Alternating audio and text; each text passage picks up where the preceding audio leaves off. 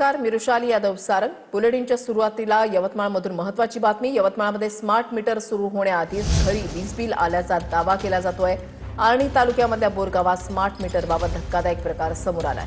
वापर नसूनही 1050 रुपयांचं बिल आलंय। स्मार्ट मीटरवर प्रश्नचिन्ह उपस्थित केले जात आहे। कुडमातीचं घर आहे आमचं, ते मीटर नाही का 3 महिने झाले भरून अर्ज कहावा आम्ही, तो याने का आता मीटर याला संग तो बिल याला त्याचा संग आम्हाला कुडमाती रोज मजुरी आहो आम्ही। बिल किती आला? 1070 रुपये।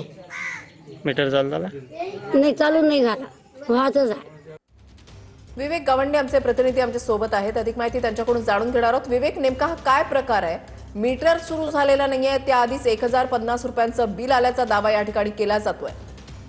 वृषाली, अतिशय धक्कादायक प्रकार जो आहे तो स्मार्ट मीटर बाबतीच्या आर्णी तालुक्यातील बोरगाव या ठिकाणी उघडकीस आलेला आहे। एका गरीब कुटुंबातील ज्या घरात वीज सुद्धा नाही गेल्या अनेक महिन्यांपासून त्या ठिकाणी स्मार्ट मीटर जे आहे ते देण्यात आलं होतं आणि त्या स्मार्ट मीटरचं मीटर लावण्याआधीच 1070 रुपये बिल जे आहे ते या ठिकाणी आले आणि या संपूर्ण बिलानंतर हे कुटुंब जे आहे ते आश्चर्यचकित झालेलं आहे। अतिशय रोजमजुरी करणारं हे कुटुंब आहे।